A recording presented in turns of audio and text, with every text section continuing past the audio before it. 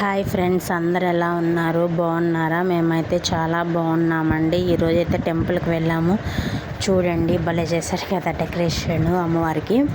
అలాగే ఇంటికి వచ్చిన తర్వాత అయితే పప్పు, వంకాయ, మామిడికాయ వేసి పప్పు చేశానండి. వంకాయ మామిడికాయ పప్పు ఎలా చేశానో చూడండి. ఫస్ట్ అయితే పప్పుని తీసుకొని బాగా కడిగిన తర్వాత అయితే మీకు చూపిస్తున్నాను చూడండి.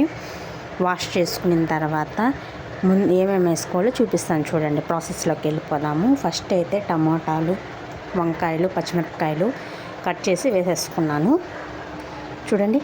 వేసుకున్నాను కదా, సన్నగా కట్ చేయాలని ఏం లేదు, లావుగానే కట్ చేసుకోవచ్చు. నేనైతే కొంచెం మీడియం సైజుగా కట్ చేశాను. అలాగే ఆనియన్స్, మామిడికాయ ముక్కలు అయితే యాడ్ చేశాను.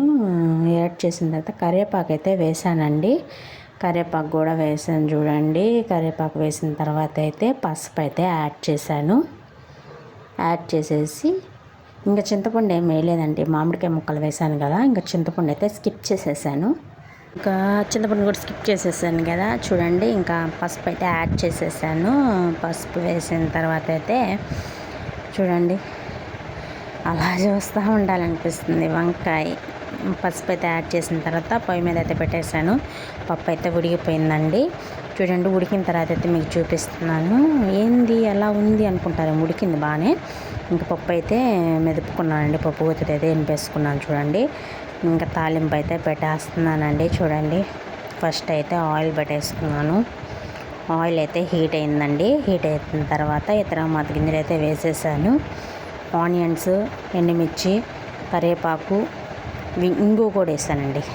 తెల్లగడ్డ, ఇంగు కూడా వేసాను. ఇంకా అవన్నీ ఇంకా రొటీనే కదా వేయడం, చెప్పచ్చులే, చూపించడం ఎందుకని చెప్పి చూపించలేదు. ఒక ఆనియన్ వేసానులేండి. ఇంకా తర్వాత అయితే వేసేసాను కదా. ఇంకా పప్పు అయితే వేసేసాను చూడండి. పప్పు వేసి కలిపి చూపిస్తున్నాను. పప్పు అయితే చాలా బాగా కుదిరిందండి. ఓకేనా, బాయ్.